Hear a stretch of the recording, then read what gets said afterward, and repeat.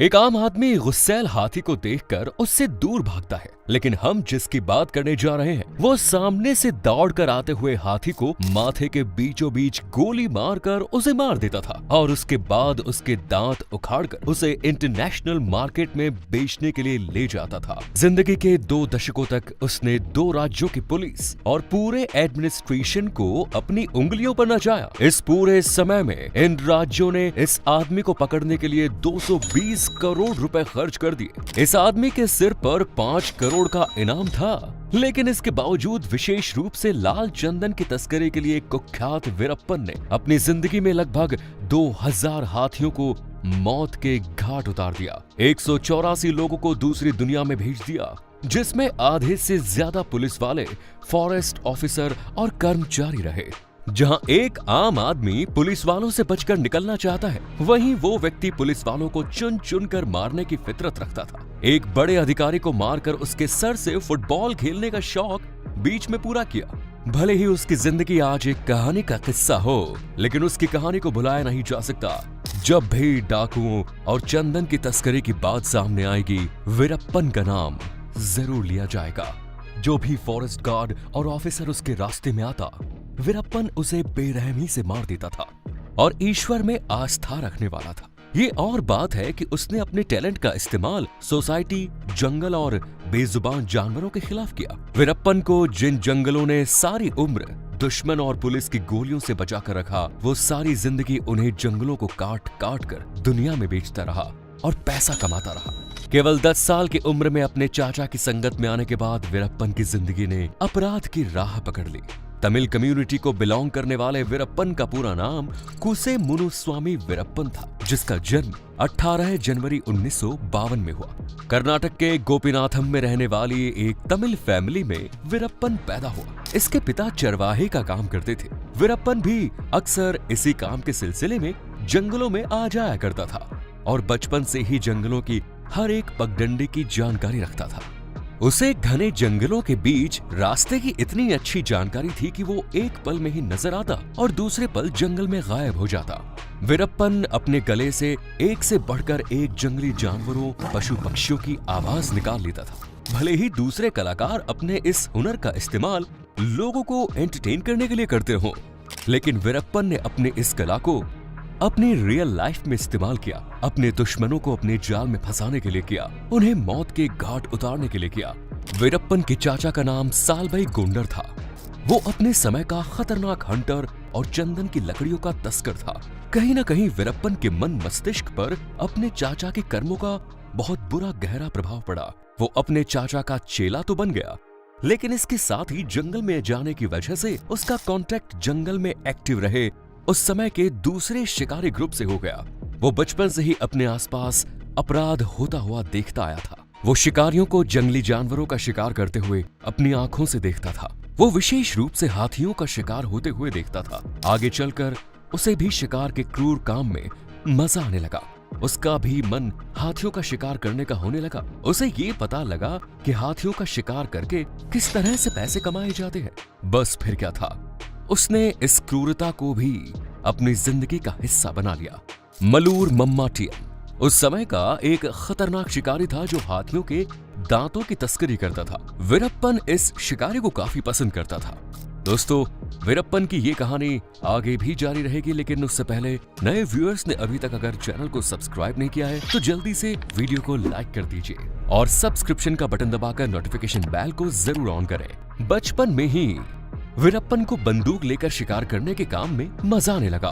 वो इसकी ट्रेनिंग लेने लगा। अपनी उम्र के केवल 10 साल ही उसने पूरे किए थे कि वो शिकार के काम में उतर गया। आपको बता दें कि ये वो दौर था जब तमिलनाडु के जंगलों में हाथियों का शिकार करना आम समझा जाता था। बाजार में हाथियों के दांत की कीमत बहुत अधिक मिलती थी। वीरप्पन आगे चलकर शिकार का इतना अधिक अभ्यास करने लगा कि उसका नाम अच्छे शिकारियों में गिना जाने लगा। 17 साल की उम्र होने से पहले ही वो कई हाथियों को अपना शिकार बना चुका था। वो अपने रास्ते में आने वाले किसी भी कांटे को उड़ा देना चाहता था और इसी के चलते उसने 17 साल की उम्र में एक फॉरेस्ट गार्ड की हत्या तक कर दी। वैसे तो वो अपने चाचा की गाइडेंस में काम करता था, लेकिन अब उसके मन में अपराध की दुनिया में बड़ा नाम कमाने और चाचा से भी आगे निकल जाने की इच्छा पैदा हुई। अपनी इसी इच्छा के चलते वो केवल 18 साल की उम्र में ही अपने चाचा से अलग हो गया और उसने शिकारियों का एक नया ग्रुप ज्वाइन किया। इसके जरिए उसने इस फील्ड में अपना दबदबा बनाना शुरू किया। अपने इस नए ग्रुप में वीरप्पन ने तेजी से अपनी जगह बनानी शुरू की कि आगे चलकर वो इसी ग्रुप में इतना आगे निकल गया कि उसके सिर को भी सुपरसीड करने लगा। वो ग्रुप के फैसलों में अपना दखल देने लगा और खुद ही फैसले लेने लगा और अपनी इन्हीं कारगुजारियों के चलते वीरप्पन फॉरेस्ट डिपार्टमेंट की नजर में आ गया। शिकार के अपराध में जमे जमाए तस्करों से भी वीरप्पन आगे निकल चुका था और इसकी वजह से शिकार के खेल में अब उसके दुश्मन भी पैदा हो गए। वीरप्पन की जब भी कोई डील होती तो उस डील की खबर पुलिस को मिल जाती और वीरप्पन को अपनी डील बीच में ही छोड़कर भागना पड़ता। कुल मिलाकर वीरप्पन के दुश्मन अब उसे ठिकाने लगाकर उसके काम और उसकी दौलत को हथियाना चाहते थे। वीरप्पन भी ये समझ चुका था कि उसके खिलाफ साजिशें चल रही हैं। उसने भी अपना खुफिया तंत्र एक्टिवेट किया और अपने खिलाफ पुलिस को सूचना देने वालों को चुन चुन कर मारना शुरू किया। वीरप्पन की बायोग्राफी के राइटर सुनाद रघुराम का मानना है कि वीरप्पन बहुत ही टैलेंटेड आदमी था। वो हर कीमत पर जंगल पर केवल और केवल अपना ही सिक्का चलाना चाहता था। इसके साथ ही उसके निशाने पर वो तमाम गिरोह भी आ गए जो वीरप्पन के कॉम्पिटिटर थे और उसके खिलाफ साजिशें रच रहे थे। इसके चलते अब वीरप्पन का डर आसपास के गांव में और दूसरे क्षेत्रों में बढ़ता जा रहा था। एक समय वो भी आया जब वीरप्पन ने चुन चुनकर अपने हर एक दुश्मन और अपने खिलाफ मुखबरी करने वाले हर एक व्यक्ति को मौत की घाट उतार दिया। उसने अपने गिरोह में लगभग 100 लोगों को शामिल किया। ये तमाम लोग उन जगहों पर हाथियों का इंतजार करते थे जहां हाथी पानी पीने के लिए आया करते थे। जैसे ही कोई हाथी पानी पीने के लिए आता, वीरप्पन या उसके लोग हाथी के माथे के बीचों बीच गोली मार देते और हाथी की मौत हो जाती। इसके बाद वो उसके दांत निकाल देते और वीरप्पन को दे देते थे। फिर वीरप्पन हाथी के उन दांतों का सौदा अपने कनेक्शन में आने वाले उन लोगों के साथ करता जो उसे इन हाथी के दांत के बदले मोटा पैसा देते थे। उसने आइवरी के इस काम के जरिए 2000 हाथियों को मौत की घाट उतार दिया और काफी पैसा बनाया। वीरप्पन का असर तमिलनाडु और कर्नाटक के जंगलों में देखा जाने लगा। जब हाथियों की संख्या कम होने लगी तो सरकार के सिर में भी दर्द होने लगा। उसने जंगल में फॉरेस्ट डिपार्टमेंट के और भी ज्यादा कर्मचारी लगाए ताकि हाथी के दांतों से बनी चीजों की बिक्री पर रोक लगाई जा सके। सरकार के इस कदम से वीरप्पन के शिकार वाले काम पर ताला लग गया। अब उसने इस काम से अपना मन हटा लिया और चंदन की लकड़ी की तस्करी करने लगा। विशेष रूप से लाल चंदन केवल यहाँ के मलियारी जंग के जंगलों में ही पाया जाता है और इस लकड़ी की डिमांड देश के साथ साथ विदेश में भी होती है। वीरप्पन ने अपनी पूरी लाइफ में लगभग 10,000 टन चंदन की लकड़ी तस्करी के जरिए बेच दी। उस समय वीरप्पन के द्वारा बेची गई इस लकड़ी की कीमत 200 करोड़ रुपए थी। वीरप्पन के इन कारनामों से तमिलनाडु और कर्नाटक की सरकारें तंग आ चुकी थी। वो हर कीमत पर उसे पकड़ना चाहती थी, लेकिन समस्या ये थी कि जो भी फॉरेस्ट ऑफिसर वीरप्पन को पकड़ने के लिए जाता था वो कभी लौट कर ही नहीं आता था। डेफिनेटली अब राज्य सरकारों को एक ऐसे ऑफिसर की तलाश थी जो हर कीमत पर वीरप्पन को पकड़ कर ला सके और स्टेट गवर्नमेंट ने फॉरेस्ट ऑफिसर पी श्रीनिवास को चुन लिया। कर्नाटक कैडर के आईएफएस ऑफिसर पी श्रीनिवास को सरकार ने प्रमोट किया और डिप्टी कंजर्वेटिव ऑफिसर फॉरेस्ट की पोस्ट पर तैनात कर दिया। उनकी पहली पोस्टिंग कर्नाटक के चामनगर के जंगलों में हुई। ये पूरा इलाका वीरप्पन के कब्जे में आता था। वीरप्पन के कारनामों की तमाम खबरें मीडिया की सुर्खियां बनी हुई थी। पी श्रीनिवास ने इस इलाके में आने के बाद अपना खुफिया तंत्र बनाना शुरू किया। वीरप्पन के खिलाफ उन्होंने उसे पकड़ने के लिए 3 साल काफी समझदारी से मेहनत की। साल 1986 में बेंगलुरु के सार्क शिखर सम्मेलन के दौरान वो वीरप्पन को पकड़ने में कामयाब हो गए। वीरप्पन को इंटेरोगेट करने के लिए बदीपाड़ा फॉरेस्ट हाउस लाया गया। वीरप्पन से काफी सीक्रेट इंफॉर्मेशन निकाली गई और उसके उन तमाम ठिकानों की जानकारी निकाली गई जहां उसने बड़ी संख्या में चंदन की लकड़ियां जमा करके रखी थी।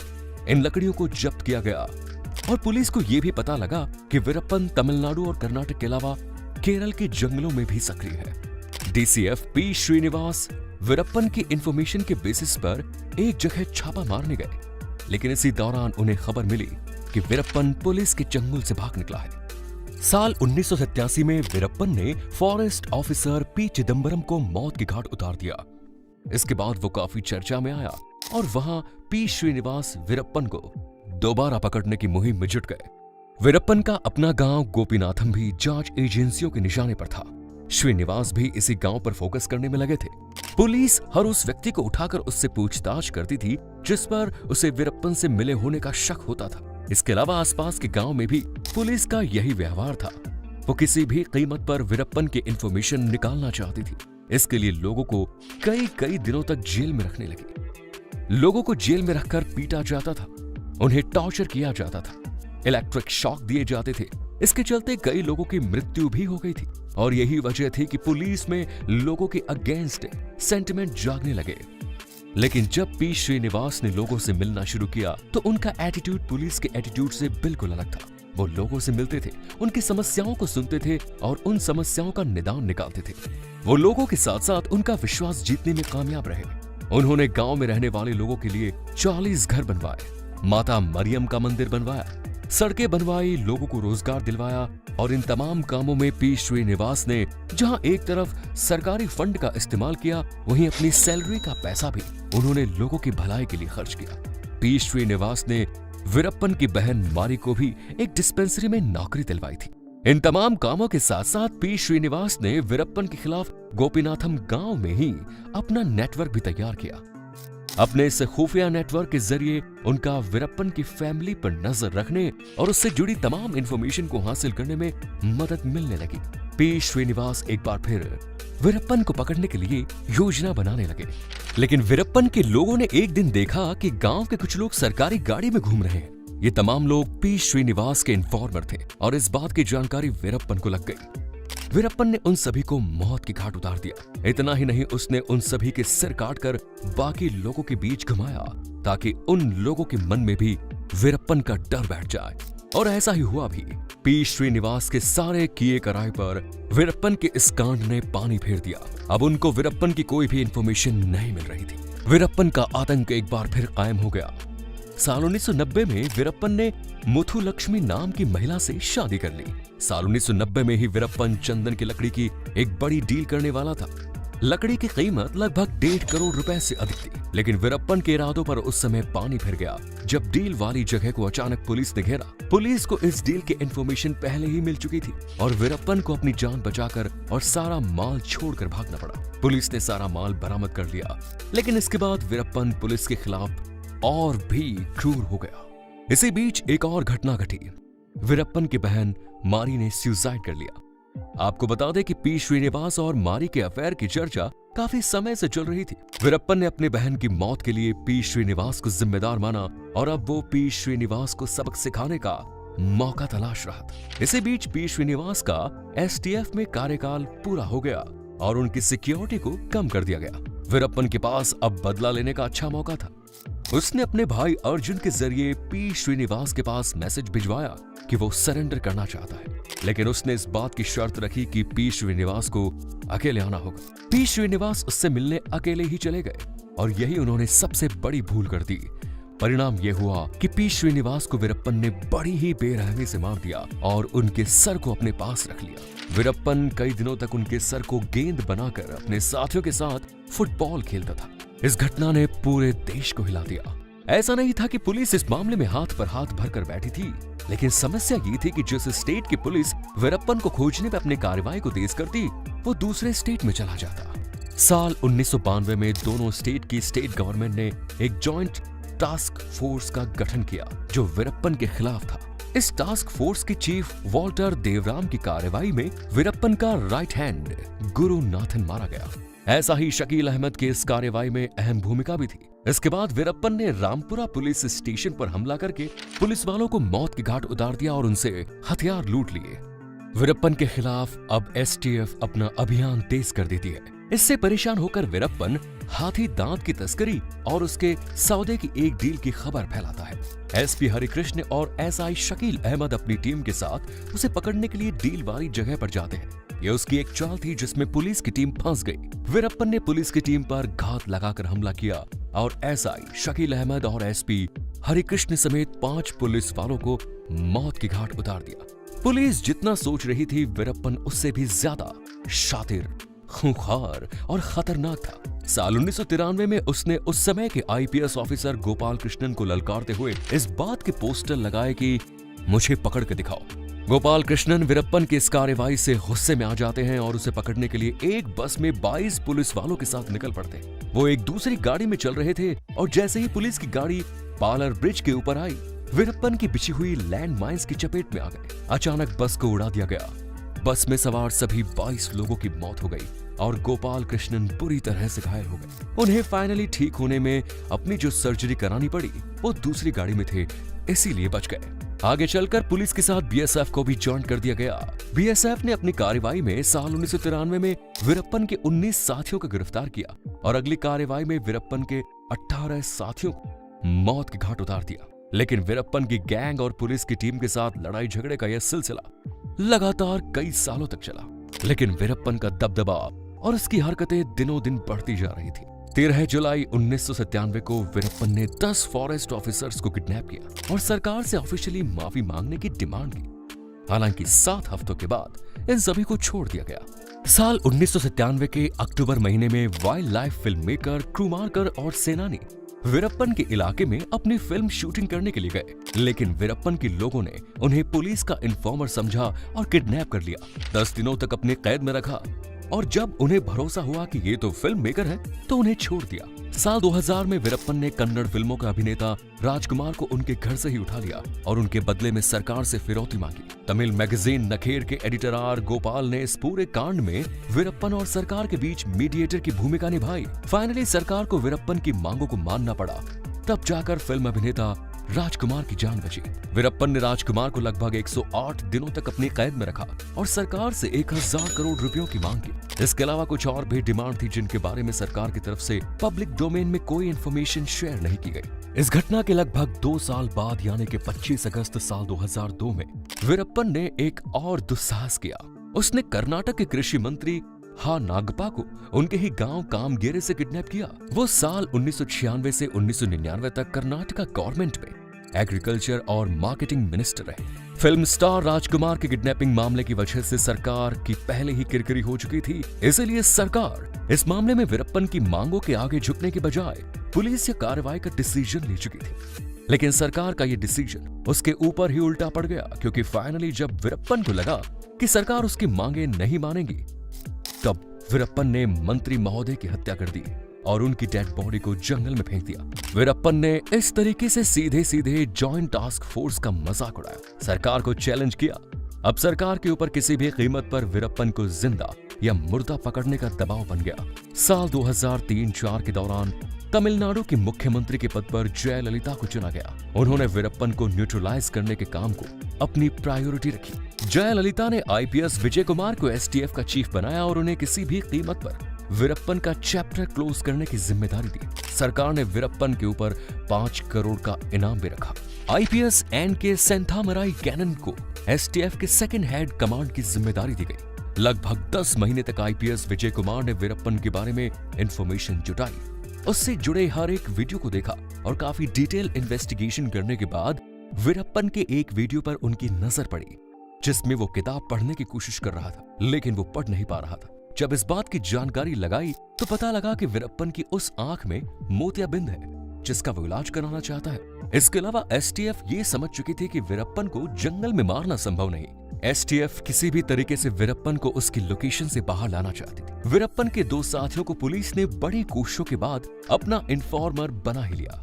इनमें से एक बाहर रहकर वीरप्पन के बिजनेस में उसको सपोर्ट करता और दूसरा वीरप्पन के साथ रहकर उसकी गैंग की एक्टिविटी में पार्टिसिपेट करता। जंगल में रहने वाला व्यक्ति वहां की इंफॉर्मेशन जंगल के बाहर बिजनेस संभाल रहे व्यक्ति को देता था और फिर दूसरा व्यक्ति सारी इंफॉर्मेशन एसटीएफ के सेकंड हेड चीफ कन्नन को देता था। अब एसटीएफ की नीड थी वीरप्पन को बाहर निकालने की इंफॉर्मेशन और ये टास्क इन दोनों इन्फॉर्मर को दी गई। 16 अक्टूबर 2004 को एक चाय की दुकान पर दोनों इन्फॉर्मर के साथ खनन की मुलाकात हुई, जिसमें ये इंफॉर्मेशन निकल कर आई कि 18 अक्टूबर 2004 को वीरप्पन अपनी आंख का इलाज करने के लिए जंगल से बाहर आने वाला है। वो सेलम के अस्पताल में अपना इलाज कराना चाहता था और इसके लिए उसे एक बड़ी गाड़ी की जरूरत थी, क्योंकि उसके साथ कुछ हथियारबंद लोग भी थे। ये इंफॉर्मेशन विजय कुमार के पास पहुंचती है और वो पूरी प्लानिंग के साथ इन्फॉर्मर के जरिए ही एक एम्बुलेंस वीरप्पन तक पहुंचाने का काम कर देते हैं। इस पूरे ऑपरेशन को कोकून का नाम दिया गया, जो एम्बुलेंस का कोड नेम था। इस बात का पूरा ध्यान रखा गया कि एसटीएफ की प्लानिंग की भनक वीरप्पन को ना लगे। हालांकि हड़बड़ी में एम्बुलेंस के ऊपर सेलम की स्पेलिंग गलत लिखी गई, लेकिन इस बात को वीरप्पन और उसकी गैंग ने नोटिस नहीं किया। इसके बाद सब कुछ एसटीएफ की प्लानिंग के अकॉर्डिंग ही हुआ। वीरप्पन को हवा भी नहीं लगी कि आज वो हॉस्पिटल नहीं यमराज के घर जाने वाला है। प्लानिंग के मुताबिक एसटीएफ के ही कमांडो एम्बुलेंस के ड्राइवर और हेल्पर बने हुए थे, जो वीरप्पन को उसके 3 साथियों के साथ उसके ठिकाने से लेकर सेलम के अस्पताल के रास्ते की तरफ निकल पड़े थे। रास्ते में एसटीएफ की टीम एक लारी के पीछे छुपकर इन लोगों के आने का इंतजार कर रही थी। एसटीएफ के कुछ कमांडो अपनी AK-47 राइफल के साथ नजदीक के एक स्कूल की छत पर अपनी पोजीशन ले लिए। जैसे ही एम्बुलेंस एसटीएफ के घेरे के भीतर आने लगी, उसके पहले ही उसके ड्राइवर ने नीली लाइट और फॉग लाइट जलाकर एसटीएफ को अलर्ट कर दिया कि उसके भीतर वीरप्पन के साथ हथियारबंद लोग मौजूद हैं। एम्बुलेंस जब लोरी के नजदीक आई, तब अचानक सड़क के बीचों बीच लोरी को खड़ा कर दिया गया। ड्राइवर ने एम्बुलेंस को तेजी से ब्रेक मारा। इसी बीच का फायदा उठाकर ड्राइवर और हेल्पर दोनों ही वहां से भाग गए और एसटीएफ के साथ जाकर मिल गए। इसके बाद एसटीएफ ने सरेंडर करने के लिए वीरप्पन को कॉल किया, पर वीरप्पन ने उसका जवाब फायरिंग से दिया। जवाबी फायरिंग शुरू हुई और फाइनली वीरप्पन का खेल खत्म हुआ। तमिलनाडु के मुख्यमंत्री जयललिता इस काम से खुश थी और सभी एसटीएफ मेंबर्स को सरकार की तरफ से सम्मानित भी किया गया। तो दोस्तों, उम्मीद है वीडियो पसंद आई होगी। वीडियो पर आपकी राय का हमें इंतजार है। इसे लाइक करके अपने दोस्तों के साथ शेयर करिए। धन्यवाद।